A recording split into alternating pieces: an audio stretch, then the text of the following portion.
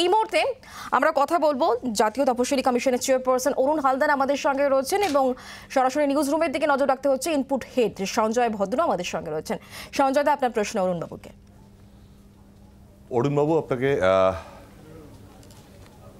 অরুণ বাবু আপনাকে যে প্রথমে যে একটা প্রশ্ন সেটা হলো, আমি যদি খুব ভুল না করে থাকি, জাতীয় তফসিলি কমিশনের অ্যাক্টিং চেয়ারপারসন হিসেবে আগামীকাল আপনার মেয়াদ শেষ হচ্ছে। শেষ হওয়ার আগের দিন আপনি রাজ্যের পশ্চিমবঙ্গের রাজ্যে রাষ্ট্রপতি শাসনের সুপারিশ করেছেন আজকে মাননীয় রাষ্ট্রপতির কাছে।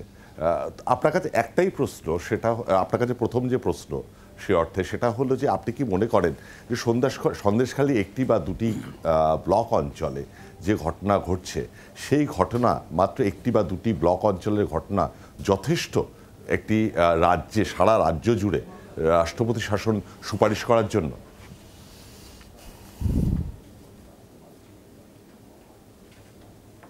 নমস্কার, আমি অত্যন্ত দায়িত্ব নিয়ে বলছি।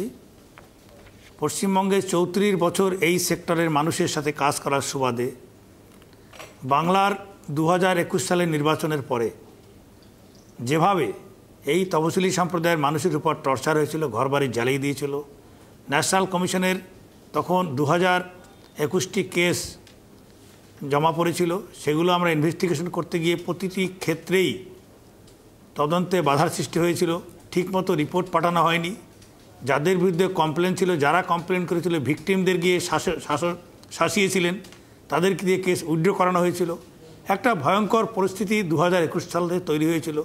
2019 সালে এই সন্দেশখালী এলাকাতেই প্রদীপ মণ্ডলকে মার্ডার করেছিল এই গ্যাং এবং এই বাহিনী, এই শাহজাহানের বাহিনী। তার একটি লাশ এখনও পর্যন্ত পাওয়া যায়নি। তখনও ন্যাশনাল কমিশনের কাছে কেসটি এসেছিল।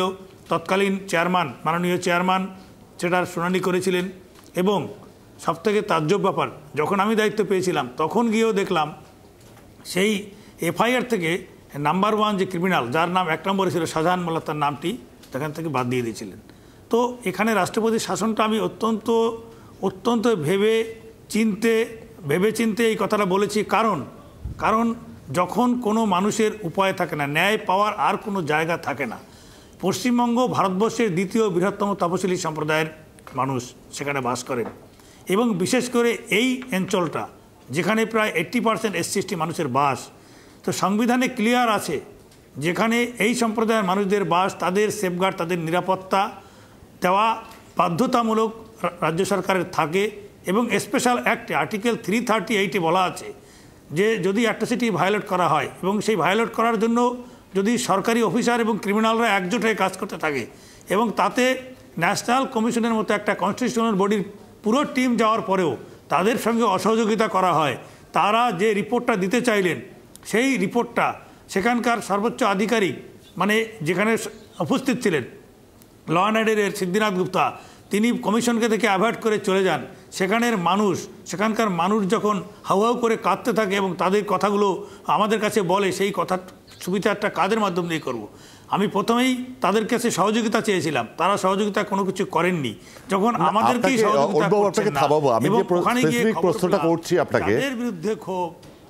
আপনাকে যে প্রশ্নটি করছি যে সন্দেশখালী একটি বা দুটি অঞ্চলে, একটা বিধানসভা অঞ্চল জুড়ে যে ঘটনা ঘটেছে সেটা যথেষ্ট সারা রাজ্য জুড়ে রাষ্ট্রপতি শাসনের সুপারিশ করার জন্য?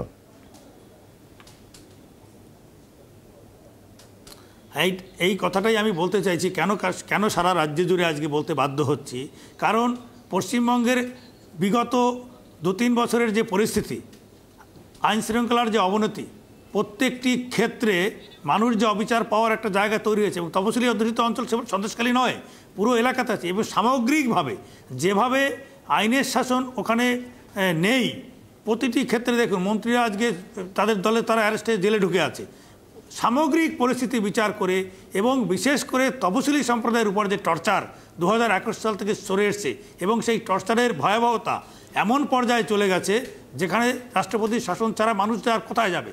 যখন প্রশাসন এবং ক্রিমিনাল অ্যাক্টিভ হয়ে কাজ করছে, একসঙ্গে মিলে কাজ করছে, তখন তারা কোথায় যাবে? তাদেরকে তার দ্বিতীয় জায়গা নেই। আপনি তো একজন কনস্টিটিউশনাল বডির একজন, তো কাজ করতেও রাজি না। আপনি তো একটি কনস্টিটিউশনাল বডির একজন চেয়ারপারসন, সর্বোচ্চ পদে বসে রয়েছেন। আপনি যখন এই কথাটি বলছেন যে একটি অ্যাডমিনিস্ট্রেটিভ লোকজন এবং ক্রিমিনাল একসাথে কাজ করছে, নিশ্চয়ই আপনার কাছে প্রমাণ রয়েছে।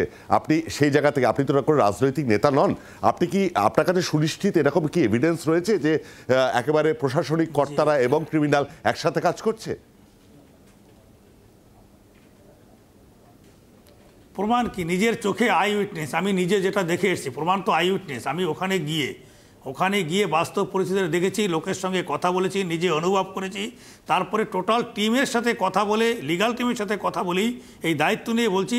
ওই এলাকার শুধু নয়, সারা পশ্চিমবাংলার তপশিলি সম্প্রদায়ের ভারতবর্ষের দ্বিতীয় বৃহত্তম রাজ্য, সেখানকার মানুষদের জানমান রক্ষা করার দায়িত্ব এই সরকারের ছিল। যখন তারা পারছে না, আর্টিকেল 330 ক্লিয়ার ডাইরেকশন আছে, যদি কোনো সরকার তপশিলি সম্প্রদায়ের মানুষের স্পেশাল অ্যাক্টে তাদের আইন শৃঙ্খলা রক্ষা করতে না পারে, তাদের জান মানে গ্যারান্টি না দিতে পারে, তখন সেখানে মহামহিম রাষ্ট্রপতি স্বাধীনতা দেওয়ার একদম অধিকার আছে।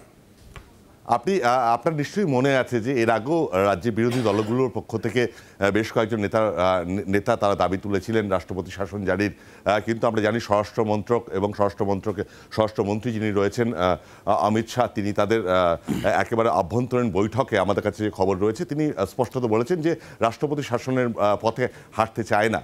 সেই জায়গায় দাঁড়িয়ে আপনার যে স্ট্যান্ড পয়েন্ট সেটা একেবারেই ভিন্ন। আপনি একটা কড়া স্ট্যান্ড পয়েন্ট আপনি সুপারিশ করেছেন। আপনার কি মনে হয় এটা মানবেন? রাষ্ট্রপতিকে আপনি কথা দিয়েছেন, কিছু কথা হয়েছে? দায়িত্ব নিয়ে বলছি আমি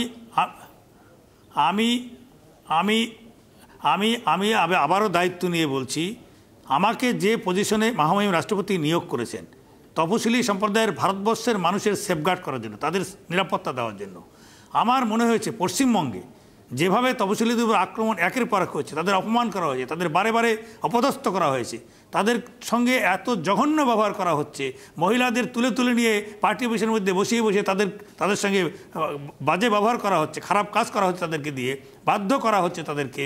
তো সেই জায়গায় দাঁড়িয়ে যখন তাদের আমি সেভ করতে পারছি না, প্রশাসন যখন আমার সঙ্গে সহযোগিতা করছে না, তখন কিন্তু আমার পক্ষে রাষ্ট্রপতির কাছে রিপোর্ট জমা দিয়ে তাদের সেফগার্ড করার জন্য রাষ্ট্রপতির কাছে যে পাওয়ার আছে শাসন ব্যবস্থা, রাষ্ট্রপতি শাসন দেওয়া, এটা ছাড়া আমার কাছে দ্বিতীয় বিকল্প রাস্তা আমার কাছে আর খোলা ছিল না। আর একটা প্রশ্ন আপনার কাছে করতে ইচ্ছা করছে, একটা শেষ প্রশ্ন, সেটা হলো সন্দেশখালীর এই সংলগ্ন এলাকা থেকে সাম্প্রতিক অতীতে আপনার কাছে কটা অভিযোগ জমা পড়েছে এই ধরনের নারকীয় ঘটনার, বা এই ধরনের কি অভিযোগ জমা পড়েছে?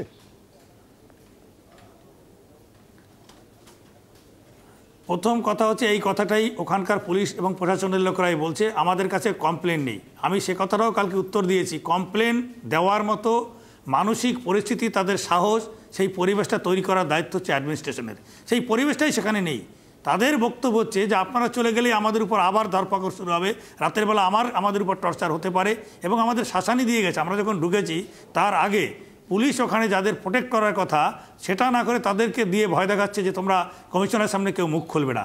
তারপরেও আমাদের কাছে লিখিত কমপ্লেন জমা পড়েছে, এবং সেগুলো সব কিছু মিডিয়ার সামনে বলতে পারছি না। যাদের নাম দিয়েছে তাদের মধ্যে ওই হাইলাইটের 3 জনের নাম ছাড়াও আরও 4-5 জনের নাম তারা আমাদের কাছে দিয়েছে। তারা রিকোয়েস্ট করেছে দয়া করে এই নামগুলো বললে এখনই জানতে পারলে তাহলে আমাদের এসে আবার মারধর শুরু করে দেবে। সেই জন্য আমরা যথাযথ জায়গায় সেই রিপোর্টে রেখেছি, এবং ইতিমধ্যে চিফ সেক্রেটারি ডিজিপিকে আমরা নোটিশও ইস্যু করেছি। নোটিশের জবাব ওনারা দিয়েছেন, তাই আমরা সন্তুষ্ট নই। সেই কারণেই এই যে প্রশাসন যখন ডাইভার্ট করার চেষ্টা করছে, কমিশনকে যেতে পর্যন্ত সেখানে বাধা দিচ্ছে, কমিশন তার নিজের প্রচেষ্টায় সেখানে পৌঁছতে হলো, পৌঁছানোর পরে তাদের সঙ্গে বৈঠক করতে চাইলাম, তারা আমাদেরকে এড়িয়ে চলে গেল, তখন আমার পক্ষে আর কোথায় যাওয়ার জায়গা আছে বলুন? আমি কাদেরকে দিয়ে তাদের সেফগার্ড করবো? তাহলে আমার তো এই পোস্টে থাকার কোনো অধিকারই নেই। আমাকে যখন এখানে বসিয়েছেন মহামহিম রাষ্ট্রপতি এই সম্প্রদায়ের মানুষের সেফগার্ড করার জন্য, তাহলে আমার সেফগার্ড করতে আর কোথায় যেতে পারি বলুন? মহামহিম রাষ্ট্রপতি ছাড়া দ্বিতীয় কোনো জায়গা আমার কাছে ছিল না, এবং তার কাছে আমাদের যে অবজারভেশন হয়েছে সেই দাবি তার কাছে রেখেছি। তিনি রাখবেন কিনা সেটা তার দায়িত্ব। বাংলার আওয়াজ, বাঙালির আবেগ, জি 24 ঘন্টা।